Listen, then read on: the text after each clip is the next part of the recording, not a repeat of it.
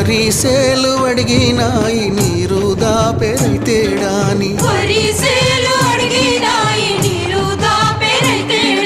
పత్తి సేలు అడిగినాయి నెత్తురు జల్లెరైతేడాని అవి పట్టుకొని ఏడుస్తున్నాయో తుల్లి తుల్లి ఏడుస్తున్నాయో